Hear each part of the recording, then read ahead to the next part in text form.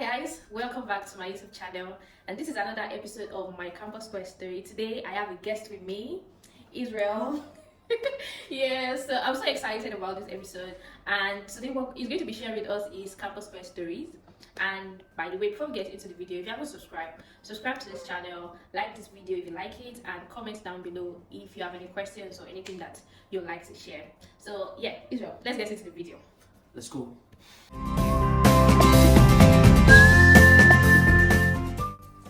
All right, welcome Israel. Please introduce yourself. My name is Israel. Husband of one. Yes, we know. Yeah. I'm pretty excited. This is the first time I'm introducing myself like that. My name is Israel. Again, husband of one. I'm a software engineer. I went to school in OAU. I think that's very relevant to what I'll talk about today. And amongst many things, I like to talk, and I'm here to do that today. Yeah, you like to talk. I mean, you're a teenage pastor, so. Okay, yeah. Okay, so Israel, share with us what your pre-varsity story is. Pre-varsity story. When we say pre-varsity story, we're talking about the moment I finished secondary school to when I resumed 100 level. Yeah. That's a very chaotic. Wow. period. Okay, yeah, we like chaotic. Within that period is first of all when I discovered faith. That period is when I learned to play the keyboard. That period is when So let me give you a rundown first before I go into the details. So when I finished secondary school, I passed my jam, UTME, and I went to CTME, and I was so distracted by the beauty of the campus. Wow. So post-CTME is the second semester. Yeah. And so everybody is doing their yearly concerts, yearly drama nights. What I was used to was drama. Hello, my name is Sheldon. Oh yeah, I remember. And then you just come to campus and you see someone literally coming from the top of amphitheater, coming down. Yeah. And the costumes, lights, sound. Yeah. I was like, I'm sat. Well, I should have known better. So I can remember that the night before my post-CTME, I went to amphitheater to watch a drama night. Wow. Oh, okay. That's deep. Yeah, looking back at that moment, I don't think that was the best decision. Okay. So long and short, I got 170 in post-CTME. Is that it? In post-CTME in I OAU. did right to post-CTME. You did not have I did PKT? pedigree into. I did pedigree too, but you went straight to pedigree without writing post-CTME? Yes, I went. Oh no, I went to pedigree because I did not pass post-CTME. Okay. So when I scored 170, I went to, and the way OAU does it, the next morning you know your fate. You know your fate. So the next morning I felt very bad, but the idea of the campus, that was the first time leaving my parents to go to a place on my own where while I did not pass CTME, the idea of the campus, the structures, the buildings, the artistic expressions, it stayed with me, and that's somewhere along the line where I started to be interested in music. So like you were playing keyboard before you. No. Like secondary school, you were not playing keyboard. No, I wasn't. How did you enter part one and then you started playing keyboard? What happened is, so after I failed post-CTME, I went home. I started to learn to play. Okay, well in GS1, they were teaching my neighbors to play the keyboard. Yeah. So they learned some chords on C, and I used to watch. They weren't interested. Okay. So when the exercise is done, I just go there and try to practice what they do. There was nothing more than that. Nothing serious. But that space, before pre-degree, I had a keyboard. I bought it for 12,000. Interesting. Wow. Economy don't crash. That keyboard was with me till like 500 level. I even gave it out. This is what I learned with. Use it well. So I learned to play in that period. When I say I also discovered faith, but that came after pedigree, not before pedigree. So I learned to play the keyboard. I spent hours of my day. Like my mom worked in the bank at the time, so she would leave in the morning, come back in the evening. Once she leaves the house, I play, do what I'm supposed to do in the house, go back, play. And then I started to listen to classical music, started to listen to some African art music, and I just started to build it from there. So when I was going to school, to pre-degree, the idea of pre-degree was and I'm not supposed to say this. I'm not going to mention the person's name, but Yeah. brother something in our church. In our church, I like that.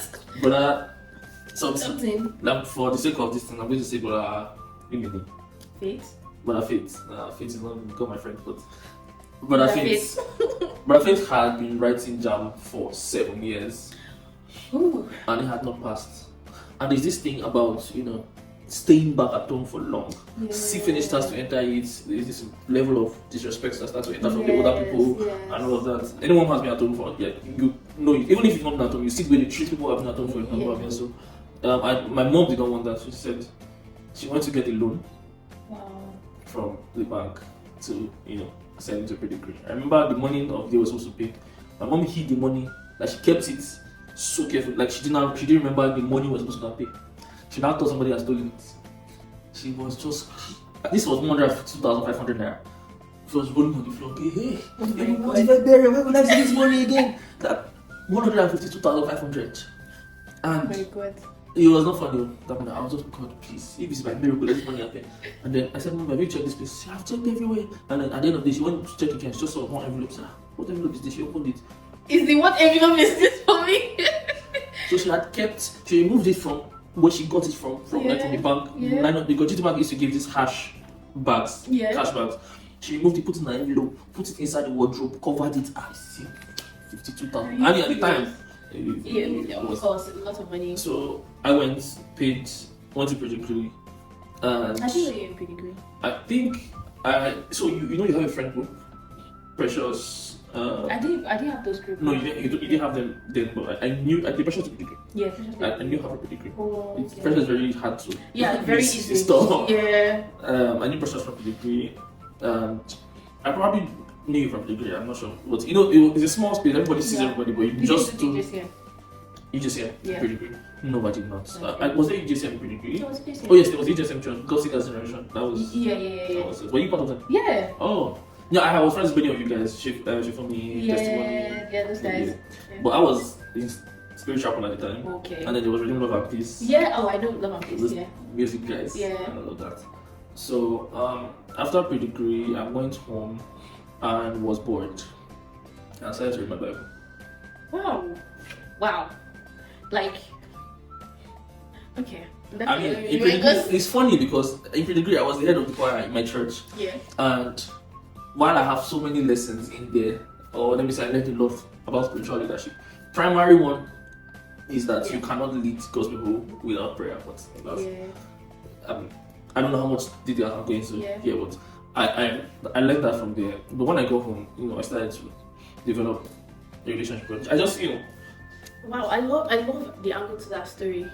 Like you were bored and you're like, you know what, my Bible. You found like novels. Nah. I never have been someone who reads for fun. I don't read for fun. I read to. I feel like it's a waste of time. This is what I mean by waste of time. I have so many things to read. Yeah. If I bring in fiction, why I have so many things to read, things that I will learn from and I can apply to my life. So I'm like, I can't do fiction right now. So at the time I was bored, I read my Bible, and then I was reading Romans. It felt too. I attended the CAC at the time. Yeah. So you know what romance can feel like when you. I shouldn't have mentioned it in church, but romance can feel very distant. Like what's this person saying? It's so unreal. It's so unreal. Like it's too good to be true. Yeah. So I had this book. I found a way to get. I remember. I think I was going on the road. I saw a book, Kennedy again. Zoe, they got kind of like 400 naira. Oh yeah. I saw it 400 naira. Like is this all the pictures on campus are always saying, can I take it? Yeah. Let me buy this book. And then I bought The God Kind of Life. And he spoke about how the realization of the life he has in him is what led to change his life drastically. And I took that up and I bought another book, Believe Authority, and I started reading. But there was now a problem. I feel like I'm saying too much. No, please. Like I love the faith angle of this. Yeah. Then there was a time I started to say things, about faith that my mom did not agree with. Oh, I think every conservative Christian would understand that foundation. That's a point where what your parents have always believed or told you, agree with what you believe. So I did not know how to deal with it. You know, remember, I used to play the keyboard. Yeah. At that point in time, I was going with some guys who were better than me, just Yeah. to learn from them. And from church to church, we invite you. I need the keyboard this month before us. I need the keyboard this month. So I was around, you know, a lot in that period, and I started saying some things to my mom because I didn't grow up with my dad, just me and my mom. So when I started saying some of those things, she'd be like, I want church, meaning like the churches that you go to, It's amazing. they are teaching you nonsense right now, right? Like it's so amazing. But I mean, it's very nice because shortly after that, it became. She saw that it was real, right? The observation was definitely fine on Sunday. I feel like that one is by divine providence. God just used it. I was supposed to go to church on Sunday, and then I just came out of the room. I saw TV. There was an Asian man preaching the exact same things I've been telling them about, and I was like, "This is what I've been saying. Mom, come and see, come and see." This is what I'm saying. It was later I found out his name is Joseph Prince, and I listened to a lot of. But it was fun. That was the moment where I started to pay attention to God, pay attention to what was written in the Word, experiencing God the way I understand, and then I now, because you remember I told you when I was Ositemi, I had an image of the level of artistic expression. Yeah. So when I knew that way was coming, 2 months before school, then I used to go to church every morning, 8 a.m. When I would go to work, 8 a.m. Bring out the church keyboard, play it till like 4 p.m. Put it back, and then started locking the store. Wow. Because I was supposed to keyboard, and I practiced so much that the goal was that when I come to your campus, as many good keyboardists as they were going to be on campus, I wasn't going to be on the bench. That was my goal. Wow. I mean, that's some level of intentionality. I mean, all these things. Wow. Okay. That's deep, actually. So when you came to AU, one would have thought that, you've been playing keyboard for a very, very long time. People were surprised. I mean, you played keyboard for my fellowship. Yes. Yes. People were surprised to find out that I had just, been playing keyboard for like a year and a half when I reached 100 level. And they were like, how? And one of them was like, I've been playing since I was 5, I can't even play like this. And I'm like, well, it's not about how long you've been playing, it's about the quality of time you've spent with it. And, that's really nice. Somewhere in all of that, I would like to mention that while I had space between pre-school and resuming school, I also my mom sent me to learn how to repair computers. Okay. So after I played keyboard so much, I was like, can't spend all the time on keyboard. So I went there, I tried to learn it, which will come in later when I talk about my campus. Okay, yeah, I think we should just move into your campus experience. Oh, okay, my campus experience. I think it was good. I think I lived on campus. In retrospect, could I have done more? Not probably. Yes, definitely. Could I have been better? Yes, definitely. But yeah. So I got into computer science, and I'm going to go into some of the lessons I learned based on some of the associations I made. Yeah. And probably even get vulnerable to a certain extent. So when I joined campus, I didn't have any computer science goal. People came to campus to get a degree. I came to campus to be the best keyboard player. Yeah, I mean with the level of dedication, yeah. I'm not even joking. I didn't have interest in computer science or. How did you even come about computer science? It was just a thing where I wanted to pick a course. You're good at math, you're good at physics, chemistry. Okay, that's your highest chance is getting into a tech course or science course. And they're like, oh, okay. Rather than going to do math is very streamlined. It's not. We'll just do something that computer is the future. Everybody's doing computers. Just do computer engineering. Computer science, just engineering because you're good at math. So that's a very terrible decision. I wish. Oh no, but I say move into. Yeah, everybody say. Yeah. Like we owe you, and you're better off with computer science. Yeah. With economics and mathematics. So when I went to campus, the first thing I wanted to do was I've heard many stories of people going to campus and just losing themselves and all those things. So my first goal was to find a church. And at the time, coming from a CAC church, everybody in my church at the time said to go to CATSA. So it made sense. I went to CATSA. But CATSA, I was itching to do stuff. Okay. I wanted to play, and I wanted to. So CATSA, I joined CATSA. CATSA's foundation school Okay. is one session. As in nearly, Are you serious? So you can't even play vocal in that one? it's like it ends At the end of the second session. semester, What are you guys talking about? and I just wanted some action, and there was ESM New Beginning, Yeah. and I saw. I'm going to enter the vulnerable parts of this podcast because the person I'm going to talk about might see this. Okay. I saw someone. I saw a choir that sounded very good with musicians that played very well and very beautifully, and I wanted to be part of them. But I saw somebody conducting them.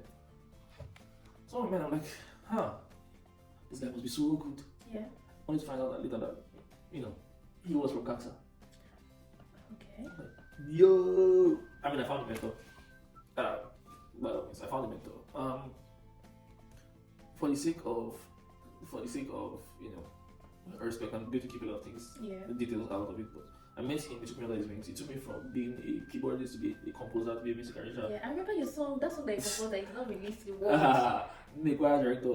It's so funny because even on campus, as like 400, 500 level, I'll be passing Membo. Sometimes on Sunday, sometimes like Wednesday, and the choir is going to be singing my song for like their special rendition. They will not know that because I'm just passing. Are you serious? Yeah, so most of the time I'll just park. Actually park. So it's driving now. I'll just stop somewhere and just watch them and enjoy it. Nobody will recognize. Yeah. Probably the choir chord or the person that brought the song, like, Yeah. oh yeah, but they won't know. So I'll just stay somewhere, just smiling, enjoying it. Wow. And then it also changed my face if somebody sings nonsense. Oh yeah. But so with respect to computer engineering, it took a while for me to. It took me 4 years to come to terms with the fact that I'm in the university for a degree, and that's something that I feel like most people should not fall for. When I came into 100 level, one very wise person gave me an advice that's not very, that's a risky advice. It wasn't the best advice for me at the time, and that advice was, if you know what you want to do from now, which was music, go headlong, focus on it, put all your energy, all your resources, everything into it. And by the time you are leaving this campus, the same way everybody's leaving with a degree, good at something, you are also like one of the best at what you do. And I obeyed that instruction. I mean, it was a good advice, It was good advice. but I feel like it was the not balanced. downside, yes, the downside is there was no balance. What I didn't learn early enough is that you don't have to be good at one thing and one thing alone. People tend to, for example, my pastor, Pase, Pase is a filmmaker. Yeah, the music producer Yeah. or He's artist. a drummer, a musical artist, he's a preacher, he's a writer. Yeah. He wears many hats. He does public speaking too. But then that's Yeah. preaching. But outside of preaching, he does public speaking. He has an MBA in business administration. I think he has a degree in building. Yeah. The mistake is I thought I have to be good at one thing and one thing alone. I figured all the rest of my life really. I just dropped everything for this one thing, and I wanted to cross music in 200 level. Are you serious? Yes, in part 2, first semester. In fact, the end of part 1, I was like, I want to cross music. It didn't work out, so 200 level I started to push for it, and I told my mom, I was like, no. He said, okay, we'll go and ask God, we'll go and meet our pastor in church. Oh, And I went to God. the prophet's office. I will kneel down, left and sat. Again, like I said, we've come a long way. Yeah. Before, you don't need to pray or anything. You just go to the prophet's office, kneel down, tell him that this was the government will see, and will give you, and will give you. Yeah. And I was like, no, don't cross. Stay where you are. So Wow. I was like, well, you can't make me not cross, but you can't make me Not the music. not do music or not, leave computer science. So I put all my attention into music, sometimes even like reading their course materials. I had wonderful friends in music programs. So again, many of the things that I wrote, many of the songs I composed, many of the things, why I was so respected by many people is because I wasn't writing songs like the average person. I would Yeah. actually like Is standards, he paying me that is not released as song anyway? It's more. Yeah. because I applied things that I learned studying music in and outside of music department Yeah. into composition. So when I decided to not cross again, and so I changed church at some point. I left fellowship, started attending the church, And when I started attending the church, one of the things they taught us, or one of the things that was the that was ingrained into everybody is excellence. Yeah. What makes the pastor then used to say, excellence is not a destination, excellence is the journey. It means that everything that you do, from your dressing to your timing to your everything, has to be excellent. And then that was when I figured that because I want to do music, I'm doing music, doesn't mean that I have to fail in school. But at that time, I had not. I sort of stopped doing music the way I was doing it. Oh. Yes. I stopped doing music in 400 level because I was trying to get an IT placement. Oh, was that the way you joined Conga? Yes. I'm a software engineer today. I didn't write any code until, I didn't write any serious code until COS. That's third level break. I was learning some music stuff at night, orchestration. I used to do it overnight when I come to Gambo's office. That's office. Yeah. I will, learn to program. So it was morning, night. What I told one of my very wise friends at the time was like, I like what I'm doing with tech stuff, and I really love what I'm doing with music. And I was like, yeah, I should just keep doing both. That's one will fade off. And now this was before I learned excellence. Wow. This was before I learned excellence. I'm sorry, I can't tell you. Wow. So that was actually really wise. Well, I think it was wise advice. I don't think it was the best advice. When you say fade off, it did not have to fade off. It's what I'm saying right now. Fade off in the sense that one would be priority. Fizzle Yeah, the other one would just. Yeah, I don't know if that was what I understood it to be. Is that one will fizzle out completely from my life and one will stay. Oh, okay. And from an excellent mind, like when you hear that kind of advice, you feel like, okay, this means priority. Yeah. I took it to be absolute. It was either tech or that, and I was doing the first semester 400 level. Yeah. I kept at it. And then miraculously, I got an internship at Conga. I remember everybody was talking about me in that period. I said, this one. As it was so bad that I had people talking about it publicly, like they were talking about me. Why? I mean, no, they didn't think I deserved it. And it's fine. It's okay if you don't think I started to code in 400 level, just the break before. I had people who have been good and didn't make it in, but I made it in. Oh. And they were like, how am I going to? It was a thing like they did not really rate me like that. That's fine. I've not done anything for it to rate me. And I started to program. I went to Conga. That's too has its own story, but I worked with some of the best in Africa at the time. That's why you met Pelumi. That's why I met Pelumi. Yes, my guy. Well, Pelumi went to OU. Yeah. So, which was Pelumi I talking about? This Pelumi at the and this Pelumi. At the end. Oh, okay, yeah. At the end we had a lot of mutual friends, and then when we met in Conga, I was like, oh, you know this person. Yeah. So, I don't know if I should talk about what Conga did to me. Okay, let me give you a big decision I had to make. Because again, I was focusing on music. I failed a lot of courses in school. Yeah. I failed a lot of courses. Or let me say, I did terribly in a lot of courses. I failed some. So at that point in time, I wasn't in a good place academically. I was in a terrible place because I managed to get on B there, C there. Yeah. But Because engineering wasn't the easiest. Engineering was a place where engineering was a place where you just yeah. It wasn't a thing like you get 50, you get like 67. Like no, I can't get. I didn't my script. Engineering was that period you get like 42. But again, while I was this, I had friends who were doing great at it. You're probably one of them. So no, not like that. You're one of them. Don't know this. Okay. And then so the rule in the department was that if you have 15 units or more, you remember that you shouldn't go for IT in second semester. Yeah, I remember. So if you have 15 units of outstanding courses in second semester or more, you shouldn't go for IT. I had exactly 15 units of outstanding in second semester. My plan was this: finish school, 100 to 500 level, take the 6th year, and do all my courses and go home. Forget about it, right? Yeah. And then I asked the people who went the year before. Even someone that came back. Yeah. He said, he said he had 16 units, but he still went for IT and came back. That there's no big deal. There are some things that they call them laws in that they are just rules, but they don't hold any. But nobody actually does it because truly you can't escape. You can't escape school. You have to still do those courses anyway. Yeah. And then there was Bilu. Oh, this is Bilu. Dr. Bilu. The woman. I'm glad you can't put a face on me. she was the thorn in my flesh. At the time, word on the streets was that she had a lot of influence over the HOD because they were sort of close friends and stuff. And that semester, that session, the HOD now decided that he wants to enforce that rule. So, about 4 months into IT, if you remember, they put on the class group that some of you that have more than 15 units that have gone for IT, we will give you till something to come to IFE and take a leave of absence, or else you will register, I think, 15 or 24 units of 0F. That was going to end your academics. You can't have 0F with that kind of. So I thought about the hard experience on a line manager there at Conga. That's problem day. I don't know that. So I went to IFE, wrote a leave of absence.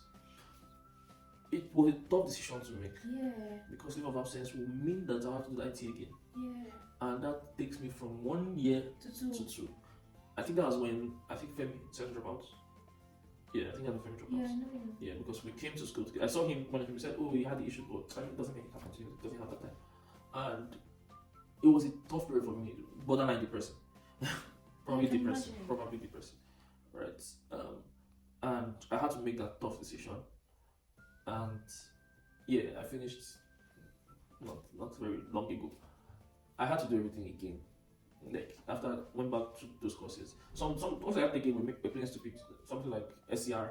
That SCR is something else. SCR is a compulsory course that you have to pass. Elective. But I got 34 in CA. You didn't see my scripts. That is, they're always missing people's scripts. I thought it was a thing.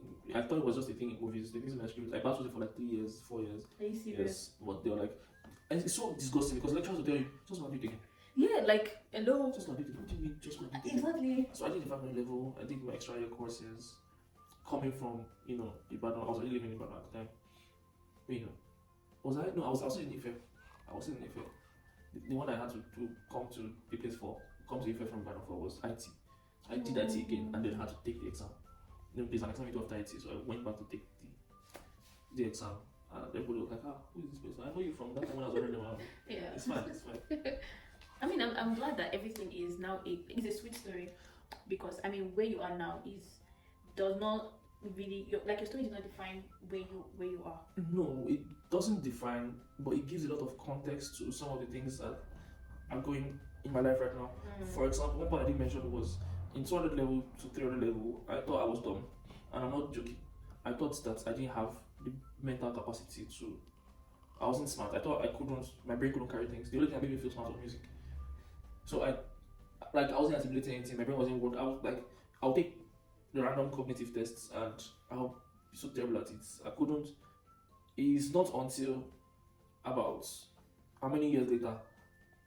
About 8 years later that I'm being medically diagnosed for ADHD.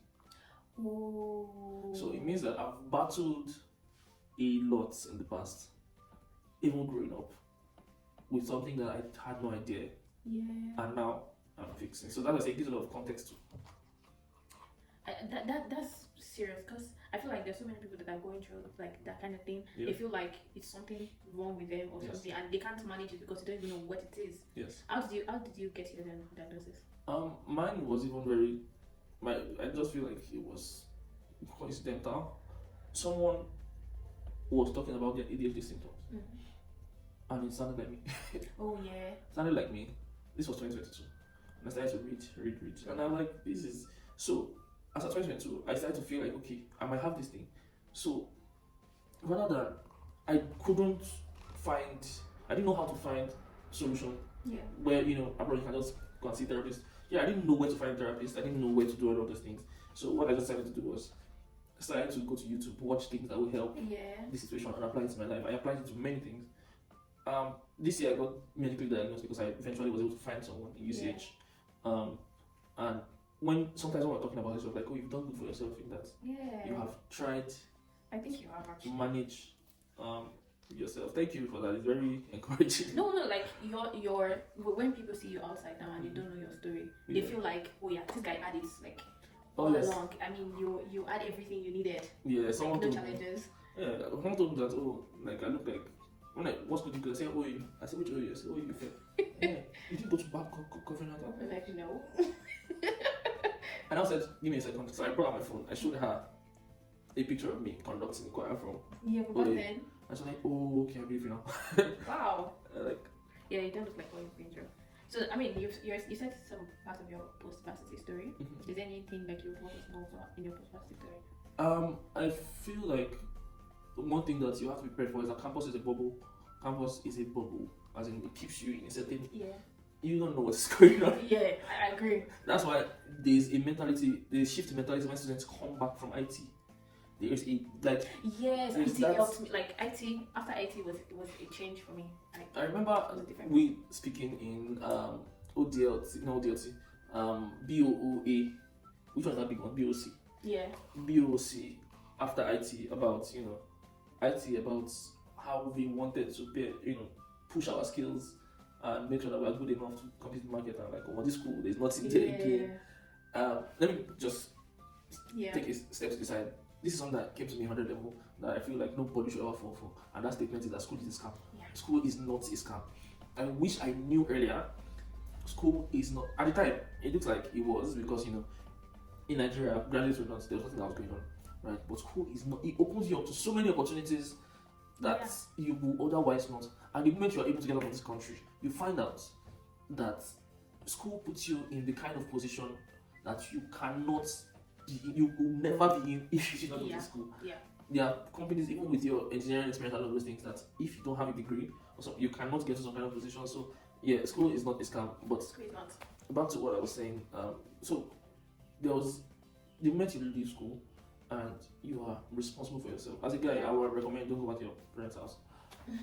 People say it doesn't make sense economically because you should, but it does something to you. I promise you. Yeah. Especially if you're someone like me that's looking to get married early. And even a lady, I think a lady, especially A if lady. you want to get on straight. Let's just say if you have a career to focus on Yeah. and all of those things, or you have something to build, you shouldn't stay. I had issue with my mom when I left my Really? house. Yes. She said, what do you mean? I have a house in this thing. I could call and say, why are you not coming? You don't come. Oh, then we're coming. And then there goes that, Yeah. Yes, I know that. Like she's the only one. She lives alone. Yeah. She has, sent me to school. I've even stayed in school longer than I should have. Yeah. I said that's a low blow.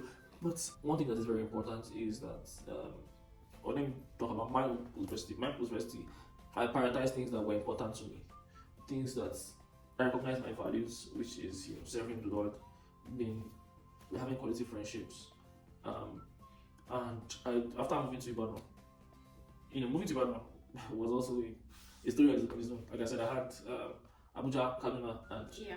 Ibadan in mind. I moved to Ibadan, because it's divine leading. Also because I thought it made sense to be close to my mom. I didn't stay in the same house with my mom when I moved in here, so that was a problem on its own.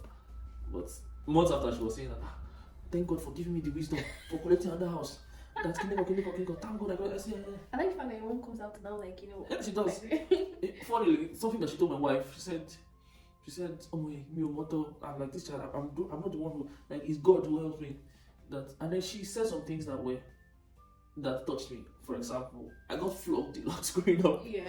and she said many times it's not as if what I did really warranted the level of flogging. She was just frustrated, and I was an outlet in a sense. And that's something very.